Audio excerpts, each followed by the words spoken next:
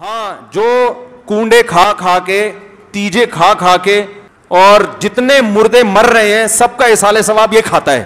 ایسے بھی ہیں, اس طرح کے بھی ہیں نا. میں ایک واقعہ نہیں بتاتا, ایک بدعتی مولوی تھا, اس کے کسی کا انتقال ہو گیا, تو اس مولوی کا بھی انتقال ہو چکا تھا. تو وہ جمعرات کے کھانے پر بلایا. میت کے لواحقین نے کہا کہ پہلے تو آپ کے ابا کو بلاتے تھے, اب ابا نہیں ہیں تو بچے آ جائیں.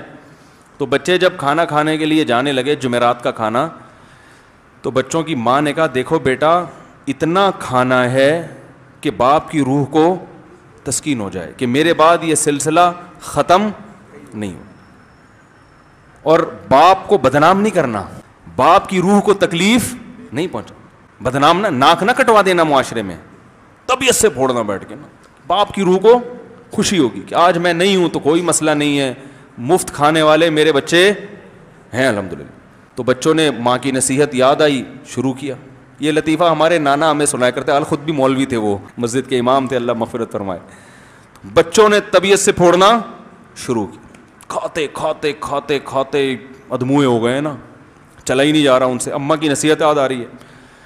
تو بالآخر یہ حالت ہو گئی کہ دو بندوں کے کندھوں پہ سہارا لے کے گھر آ رہے ہیں.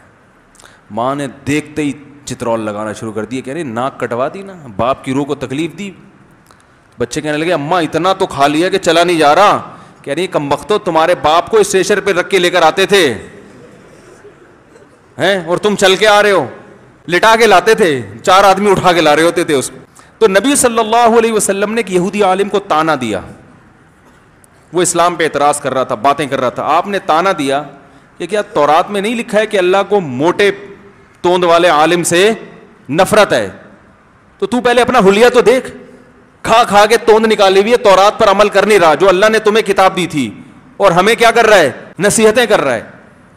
تو اس سے پتہ چلتا ہے کہ تانا بعض صورتوں میں, اس سے ایک تو یہ بھی پتہ چلتا ہے کہ اللہ کو زیادہ کھانا, بولو بھائی پسند. جمعرات کے بھی کھانے, ادھر سے کنڈے کا کھانا آ گیا, ادھر سے پتہ نہیں کیا کھائے جا رہے ہیں یار. اسلام میں تو بھائی روزے رکھنا ہے, پیر جمعرات کا رومی.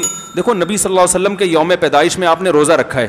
ہمارے یہاں دیگیں پکتی ہیں 12 ربیع الاول کو نا, اگر فرض کر لو 12 ربیع الاول یوم پیدائش ہے تو پھر تو روزہ ہونا چاہیے. دیگیں ہو رہی ہیں, دبا کے کھا رہے ہیں, کھچڑے پک رہے ہیں, کھیرے کھا رہے ہیں.